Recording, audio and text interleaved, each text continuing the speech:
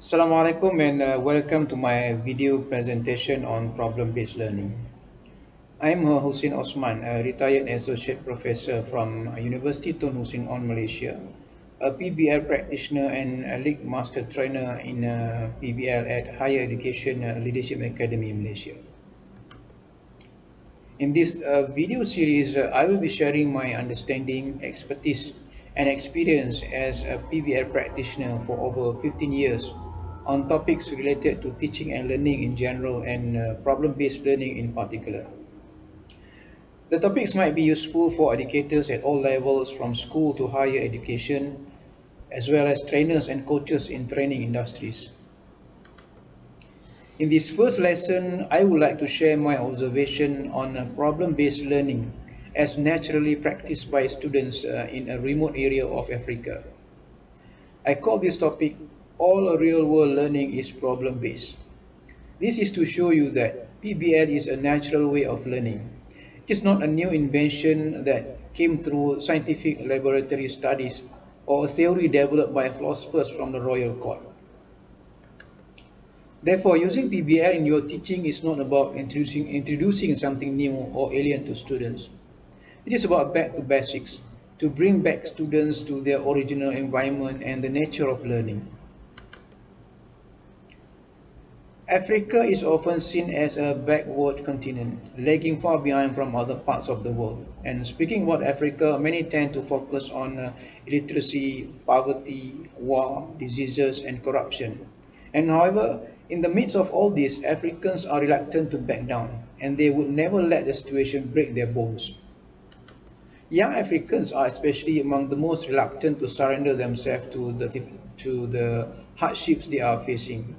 In this first video presentation, I would like to share the learning experience of a young African from Malawi who took problem as opportunity for learning. At the age of 14, William Kamkawamba dropped out of school in rural Malawi because his family couldn't afford to pay the school fees. The worst drought left his family in famine. They were surviving only on one meal a day, and so as others in the village. His father was struggling to grow the crops due to the poor irrigation system. Water from the well is too deep below and not easily accessible. There was no electricity to power the water pump. Leaving the school behind does not stop Kamkawamba from learning, and facing poverty and famine grew his passion for learning more than ever. And looking at his father and villagers struggling to grow the crops and waiting in vain for the rain to come, he took the initiative to learn something useful to understand the situation. He wished to get electricity to power the water pump. Unfortunately, the village is so remote to get electricity from the main power line. And besides, his family is too poor to buy a new water pump. Kamkawamba, however, took the problem as a trigger for him to learn new things so that he could do something to help his family and the villagers. The dry weather provides an abundant source of energy, the wind, and he thought there must be something he could do about the wind. And he managed to get access to the school library and found a book entitled Using Energy. The book described about how a windmill generates electricity. And he said to himself, if they can make electricity out of the wind, I can try too. But it was not so easy for him to achieve his dream to build a windmill. He will have to find essential parts before he could apply the knowledge of windmill building he learned from the book. And fortunately, there was a village junkyard full of machinery disposal from the nearby tobacco factory. And with the help of his friend, he searched through the junkyard and used his imagination to figure out which of the items are useful for building a functional windmill. And he found some of the items, including bicycle parts, plastic pipes, tractor fans, and car batteries. And as for a tower, he used the wood from blue gum trees. And there was a story when he could not get the bicycle parts, and he then asked his father to tear off the family's bicycle, the only valuable things left to them at that time. During the process, he was not only facing the difficulties of finding the items and parts, but also the people who discouraged him. They thought he was doing a crazy thing with the junkyard items. He said, "Everyone laughed at me when I told them I was building a windmill. They thought I was crazy. Then I started telling them I was just playing with the parts. That sounded more normal." He worked hard to start building the structure, the tracker wiring, and the connection. And with the help of his family members and friends, he finally managed to complete the windmill tower and install the blades and parts. As he was anticipated, when the wind blows, the blades start to rotate. And after some time, the windmill starts to generate the electricity. Everyone clapping joyfully, and Kamkawamba could not believe what was happening, and it was a dream comes true for him. And then the villagers began to visit his house to charge their cell phones and radios. Others stopped by to listen to Malawian reggae music blaring from a radio. And after a while, he had already built 5 windmills, and the tallest at 37 feet. And he had also built one at school area and opened a class to teach others on building windmill. His windmills generate electricity as well as pumps water in his hometown. His story inspired the African Leadership Academy to enroll him as a student. And donors were so generous to pay for his education. Back then, he could hardly speak English, and despite his older age, he was several years behind his classmates. However, he took the advantage at the academy to improve himself and was finally accepted admission to an Ivy League university in the United States. And since then, he was globally known as the boy who harnessed the wind. He co-published a book which became Amazon and New York Times bestseller and was turned into the silver screen in 2019. And he was also invited to share his experience in TED Talk and appeared on the Daily Show, CNN, and Good Morning America. And he built a school, brought clean water, electricity to the village, and his story has turned him into a globetrotter. In 2013, Time magazine named Kamkawamba one of the 30 people under 30 changing the world. Kamkawamba is a good example of a problem-based and a self-taught learner. He regards the problem as a trigger for learning, not an excuse to justify poverty and lack of education opportunities. He took the learning opportunity to explore new knowledge and skills. And the outcomes of the learning not only change himself but also bring changes to his people and society. He proved that problem is not an obstacle but a great source of learning. And problems will always make people creative in their learning. Learning through real world problems is a natural way of learning. Kamkawamba's experience pointed towards a natural learning process or steps. If we could rearrange the step, he could be experiencing at least 6 steps. Meet the problem, develop learning goals, conduct the inquiry process, embark on self-determined learning, implement the project to solve the problem, and reflect on the learning experience.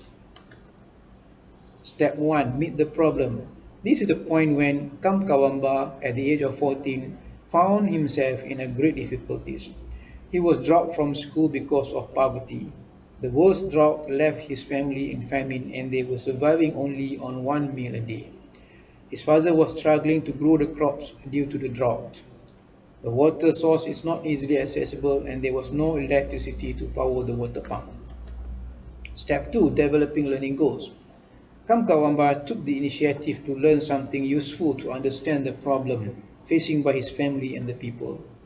He wished to be part of the solution, not the problem. He then took the problem as a trigger for him to learn new things so he could do something to help and change things. He looked around and observed the opportunities and found that the dry weather provides an abundant source of energy, the wind. He envisioned using the wind to generate electricity and power the water pump.